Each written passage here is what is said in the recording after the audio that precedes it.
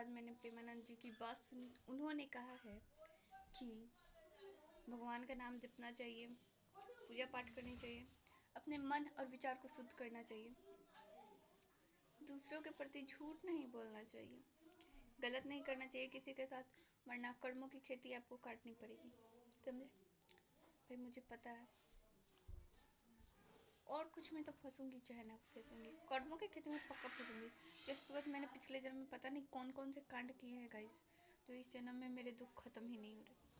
पिछले जन्म में मुझसे ज्यादा निहायती घटिया और क्या बोलते हैं वो फालतू कुछ भी, जो गंदा गंदा आदमी होता है, उससे ज्यादा मुझसे ज्यादा कोई नहीं होगा। जस्ट बिकॉज मैं दिन भर नहीं, हमेशा बीमार, कभी 1 महीने बाद बीमार होती हूँ, 2 महीने बाद बीमार हो जाती हूँ, 3 महीने बाद बीमार हो जाती हूँ। इतना बीमार, पता है बीमार लोग क्यों होते हैं? क्योंकि पिछले जन्म में ना आपने जब कोई गलती की होती है, इसलिए इस जन्म में आपको कर्मों की खेती काटना पड़ता है, तो आप बीमार पड़ते हैं।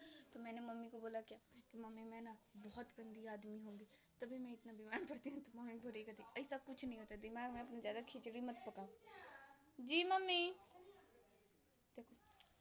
और तो मम्मी ने कहा कि ऐसा कुछ नहीं। मैंने कहा मैं तो पूजा पाठ, मैं तो अभी भी लिटरली मैं पूजा पाठ नहीं करती हूँ, नॉर्मल हूँ, और उतना भगवान का नाम नहीं लेती।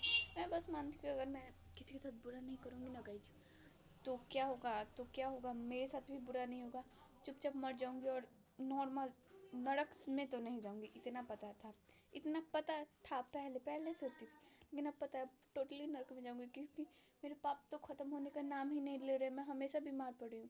तो मम्मी ने बोला ऐसा कुछ नहीं होता, पूजा पाठ करने से कुछ नहीं होता, मन सच्चा रखना चाहिए, मन सच्चा रखना चाहिए। और मैं मन सच्चा कहाँ से रखूँ? मैंने तो बोल दिया मैं बहुत गंदी आदमी हूँ, मन मेरा सच्चा वचन है, कसम से बता रही हूँ।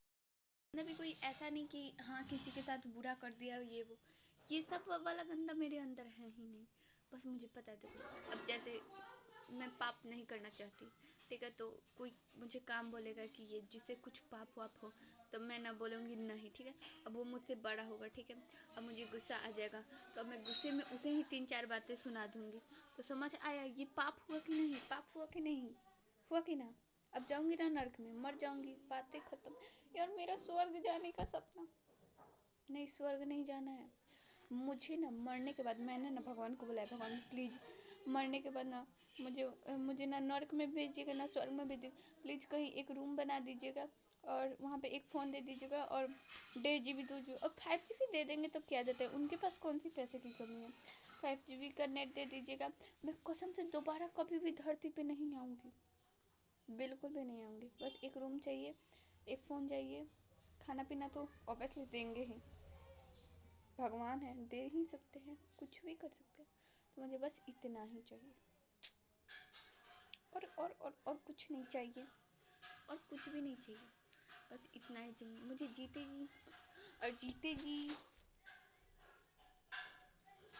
जी अभी अभी बाद में बताऊंगी, क्योंकि ये लड़की मेरे सामने आ गई, मैं इसे क्यों बताऊं कि मुझे क्या चाहिए।